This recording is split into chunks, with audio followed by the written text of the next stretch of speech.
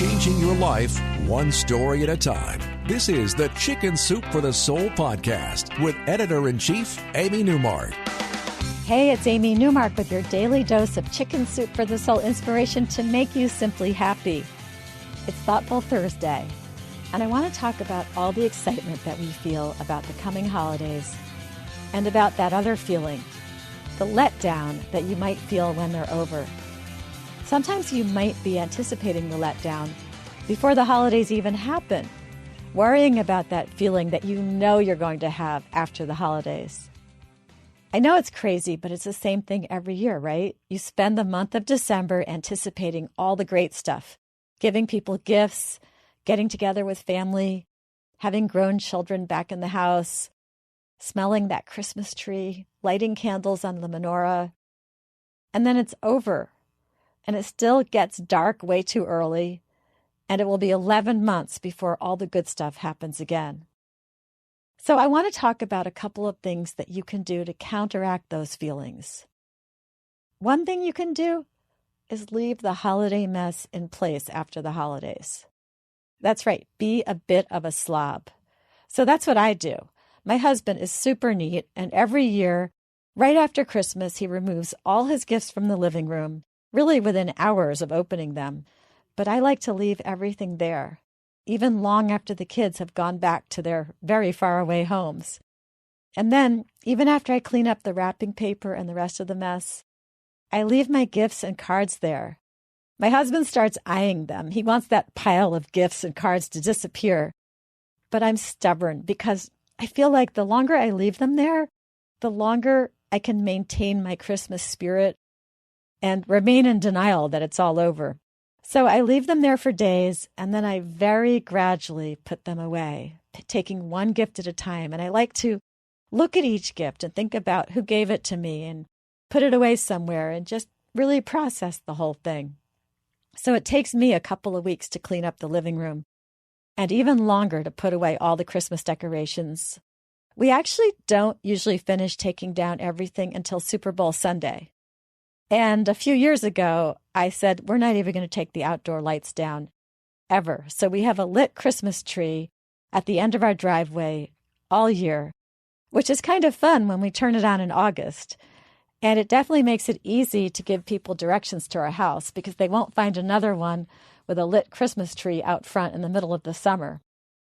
So another good strategy for keeping that holiday feeling all year comes from one of our regular writers, David Hull, in our new Christmas book, Chicken Soup for the Soul, The Joy of Christmas, which I am really delighted about. And I just have to say, we work really hard on our books, so when one of them becomes a big bestseller, it's really gratifying. It feels like a reward for all the hard work. And as I'm recording this podcast, this Joy of Christmas book is number 8 on the paperback nonfiction bestseller list in the U.S. and number 1 in Canada. So we're very pleased about that. And I'm going to share David Hull's story from that book. It's called Endings and Beginnings. And it's about how David's Aunt Dot handled that end of holiday letdown. He says that every New Year's Eve, his family had breakfast at Aunt Dot's house.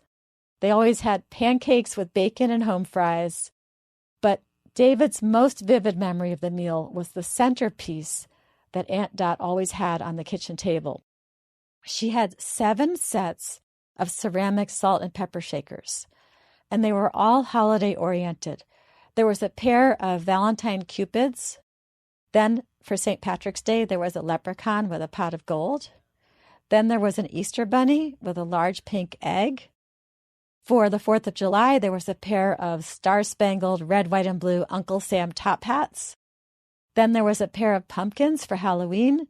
For Thanksgiving, there were 2 turkeys wearing pilgrim hats. And then for the Christmas that would be back in 51 more weeks, there were salt and pepper shakers for Santa and Mrs. Claus. It wasn't until years later, when David was home on break from his senior year of college, that he finally asked Aunt Dot about her centerpiece that she made with all those salt and pepper shakers. By then, Aunt Dot was a very wise 87 years old, and she was still having the family over for that New Year's breakfast. David was helping her prepare the breakfast when he asked, and her answer was perfect. She said, "Well, my dear, it helps to remind me that even though the holidays are over, there's another whole year of them coming."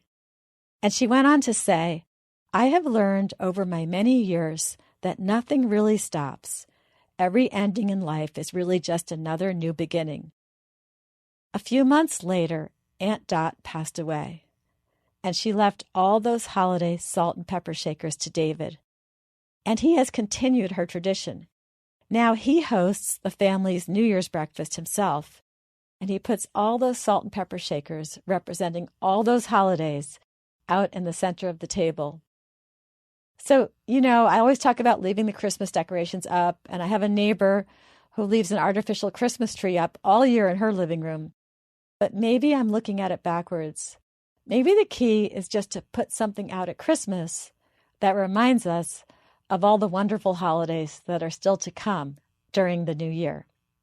Now, there's something else that sticks around after the holidays, and those are the pounds that we put on eating all the delicious food that shows up from Thanksgiving through New Year's Eve.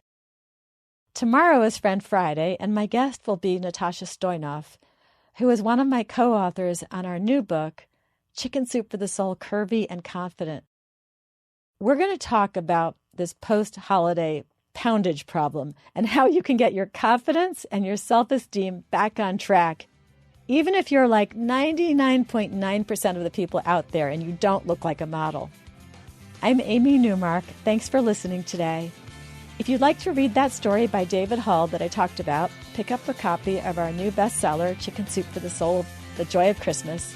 You can read more about it along with some additional holiday tips on our website, chickensoup.com.